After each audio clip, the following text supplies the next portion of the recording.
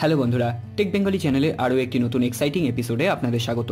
গতকালই আমরা Asus ZenFone max pro M2-তে 351 MBর একটি আপডেট রিসিভ করেছি। তো সেটির ইনফরমেশন আমি একটি ভিডিওর মাধ্যমে আপনাদের কাছে পৌঁছে দিয়েছি।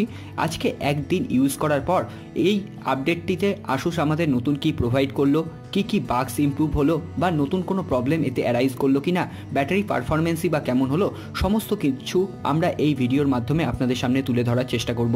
আপনি যদি ভিডিওটি পুরোটা দেখেন তাহলে আপনি যদি ফোনটি কিনবেন বলে ভাবছেন বা এখনও আপডেটটি করাননি, আপডেটটি করাবেন কিনা ভাবছেন, তাহলে সমস্ত কিছুর অ্যান্সার কিন্তু আপনারা এই ভিডিওতে পেয়ে যাবেন। তাহলে আর দেরি না করে আসুন আমরা ভিডিওটি শুরু করি। ভিডিওটি যদি ভালো লেগে থাকে অবশ্যই একটি লাইক করবেন, কমেন্ট করবেন, শেয়ার করবেন এবং এই ফোনটি সম্পর্কে ইন্টারেস্টেড হলে, ফোনটি যদি আপনি ইউজ করে থাকেন, আপডেট সংক্রান্ত ইনফরমেশন পেতে অবশ্যই চ্যানেলের নিচের দিকে এটি সাবস্ক্রাইব লেখা ছোট্ট বাটন আছে, ওটা অবশ্যই প্রেস করবেন। সাথে সাথে বেল আইকনটিও প্রেস করতে ভুলবেন না, যাতে এই চ্যানেলে আপলোড হওয়া পরবর্তী কোনো ভিডিও আপনার জন্য মিস না হয়ে যায়। আসুন আমরা ভিডিওটি শুরু করি। প্রথমেই বলে দিই, এই ফোনটিতে কিন্তু এই আপডেটটির আগে বেশ কিছু ইস্যু আমি ফেস করেছি। তা এই ব্যাটারি ড্রেন বলুন, টাচ ইস্যু বলুন, স্ক্রিন ফ্লিকারিং বলুন বা অ্যাপ ক্র্যাশ বলুন, সমস্ত এই যে প্রবলেমগুলো এগুলো কিন্তু এই ফোনটির জন্য খুবই বিরক্তিকর হয়ে উঠেছিল। কিন্তু এই আপডেটের পর সেগুলো সলভ হলো কিনা সেগুলোই আপনাদের আজকে দেখাবো। প্রথমে আমি কি নিউ ফিচার্স এখানে অ্যাভেলেবেল পেয়েছি সেটি নিয়ে আগে কথা বলবো।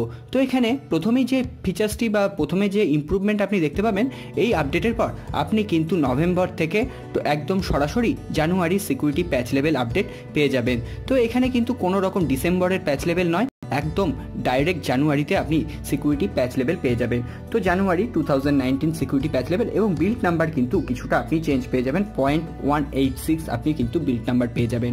এরপর আরও একটি নতুন যে ফিচার্স এখানে অ্যাভেলেবেল হয়েছে তা হলো, এখানে দেখুন ক্যামেরা ইউআইয়ে আপনি এআই ইমেজ ডিটেকশন পেয়ে যাবেন। তো এটি কেমনভাবে কাজ করে আপনাদের দেখিয়ে দিই। তো এটি দেখানোর জন্য আমি এখানে একটি পেপার রেখেছি। তো পেপার যদি আমি এখানে দেখুন ট্যাপ টু ফোকাস করি, এখানে যখনই আপনি ফোকাস করবেন এখানে দেখুন একটি টেক্সট অপশান উঠে গেল, অর্থাৎ এটি একটি টেক্সট। এখানে যদি আপনি দেখুন, এখানে যেই ফেসিয়ালে আপনি যখন ফোকাস করলেন, এখানে ফেসের ওপর ফোকাস করলে এখানে দেখুন আপনার কিন্তু একটি পিউপিলের লোগো চলে আসবে। তো এটি একটি, এই দেখুন এখানে টেক্সট বোঝাচ্ছে এটিকে। তো এটা ঠিকঠাক অনেক সময় কাজ করছে না, তো এটির জন্য অনেক ইমপ্লিমেন্টেশনের দরকার। এখানে দেখুন অন্যরকম একটি কিছু আইকন আপনি পেয়ে গেলেন। তো এটি কোনো সময় ঠিকঠাক কাজ করছে এবং কোনো সময় ঠিকঠাক কাজ করছে না। তো এটা কিন্তু আপনার ক্যাপচারিং যে ইমেজ এতদিন করছিলেন তাতে কিন্তু কোনো রকম এফেক্ট ফেলবে না। আগের যে ক্যামেরা কোয়ালিটি ছিল এবং এখনকার যে ক্যামেরা কোয়ালিটি সেটা কিন্তু একই রয়েছে। এবং এখানে ফ্রন্ট ক্যামেরায় উন্নতি হয়নি, সেটা আমি আগের দিনই ক্লিয়ার করে দিয়েছিলাম। ফ্রন্ট ক্যামেরায় যে ফেসিয়াল এফেক্ট সেটা কিন্তু এখনও আগের মতোই থাকছে, এখানে আপনি ভালো করে দেখলেই বুঝতে পারবেন। তো আমি একটু ব্রাইটনেস বাড়িয়ে দিই। তো এখানে দেখুন, এখানে কিন্তু ফ্রন্ট ক্যামেরায় ডিফল্টলি ফেসিয়াল এফেক্ট নিয়ে নিচ্ছে, যেটা কিন্তু আপনার ছবির ইমেজ কোয়ালিটিকে অনেক খারাপ করে দিচ্ছে। তো আসুসকে অবশ্যই এটার দিকে নজর দেওয়া উচিত। এই 354 MB লেটেস্ট আপডেটের পর এই ডিভাইসটিতে মেন দুটো চেঞ্জ দেখা গেছে। এক, গুগল সিকিউরিটি প্যাচ লেভেলের আপডেট, অন্যটি এর সিস্টেম যে ক্যামেরা ইউআই তাতে এআই ইমেজ ডিটেকশন ইমপ্লিমেন্টেশন। তো এখানে বলে দিই, এখানে আমি সারাদিন ধরে আমি ইউজ করার পর কী ধরনের ব্যাটারি পারফরমেন্স পেয়েছি সেটা একবার আপনাদের দেখিয়ে দিই। তো এখানে আমি ব্যাটারি সেকশানে এলাম, এটা কিন্তু আমার একদম আজকের অ্যাকচুয়াল ইউজেস। তো এখানে দেখছেন লাস্ট ফুল চার্জ কিন্তু 6 ঘন্টা 41 মিনিট আগে, এবং স্ক্রিন ইউজেস দেখুন 2 ঘন্টা 55 মিনিট এবং এখনও কিন্তু 71% ব্যাটারি লেফট আছে, অর্থাৎ প্রায় 30% ব্যাটারি ড্রেন হয়েছে 3 ঘন্টা স্ক্রিন অন টাইমে। এখানে কি ধরনের আমি ইউজ করেছি একবার অ্যাপ্লিকেশানগুলো দেখুন।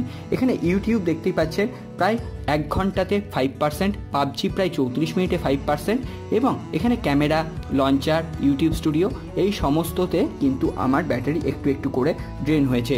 তো এখানে দেখুন, আমি আরেকবার আপনাদের দেখিয়ে দিই, অ্যাপ্লিকেশানে প্রায় 17%, সিস্টেমে 5%, কিন্তু ফোন আইডিয়ালে দেখুন 6 ঘন্টা 42 মিনিটে প্রায় 4% আইডিয়াল টাইমে ব্যাটারি কিন্তু ড্রেন হয়েছে, যেটা কিন্তু অত্যাধিক বেশি লেগেছে আমার। তো এই ক্ষেত্রে দেখা যাক, এখান থেকে যদি আপনি এভারেজ করেন তাহলে কিন্তু মোটামুটি 9 থেকে 10 ঘন্টা আপনি স্ক্রিন অন টাইম পেয়ে যাবেন। তো এখানে কিন্তু আমার মনে হচ্ছে ব্যাটারি ড্রেন প্রবলেমটা কিন্তু আর আমার ক্ষেত্রে হয়নি। তো আপনাদের ব্যাটারি ড্রেন প্রবলেম সলভ হয়েছে কিনা অবশ্যই কিন্তু কমেন্ট বক্সে লিখে জানাবেন। অনেক ইউজার কিন্তু একটি প্রবলেম এখানে ফেস করছেন ফাস্ট চার্জিং নিয়ে। অনেকেই বলেছেন যে এই আপডেটের পর তাদের ফাস্ট চার্জিং এনাবেলড হয়ে গেছে। তো আমি এখানে এটি পরীক্ষা করার জন্য একটি এমআই এর পাওয়ার ব্যাংক রেখেছি, যেটি কিন্তু ফাস্ট চার্জ সাপোর্টেড।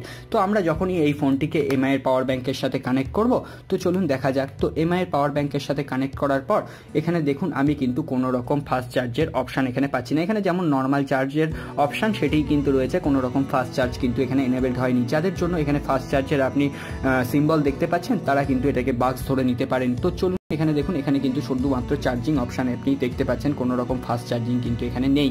তো আসুস কিন্তু কখনোই আমাদের প্রমিস করেনি এখানে ফাস্ট চার্জিং তারা ইমপ্লিমেন্টেশন করবে। তো আসুস যেগুলো প্রমিস করেছিল সেগুলোই রাখতে পারেনি। তো এখানে ফাস্ট চার্জিং কতটা ইমপ্লিমেন্টেশন হবে ভবিষ্যতেও সেটা কিন্তু আমার পক্ষে বলা সম্ভব নয়।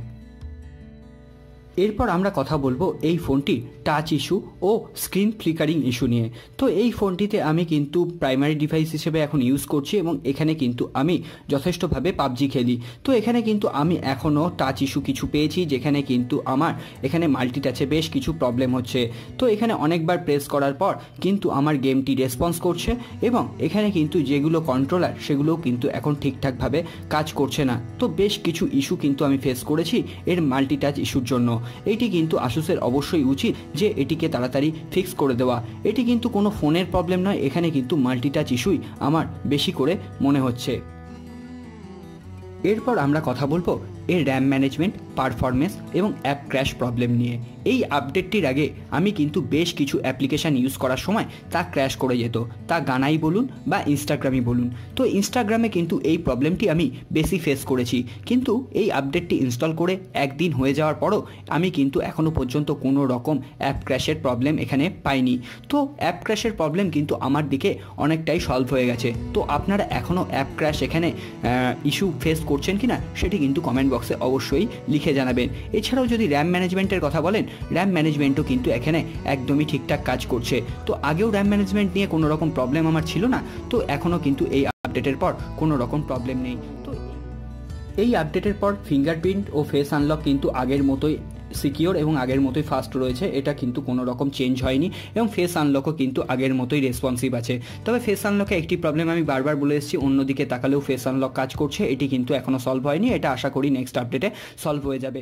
এবার ভিডিওটি শেষ করার আগে আসুস সম্পর্কে একটু কথা বলে দিই। তো আসুস কিন্তু আমাদেরকে প্রমিস করেছিল যে ম্যাক্স প্রো M2-তে জানুয়ারি মাসের শেষে তারা পাই আপডেট রিলিজ করবে।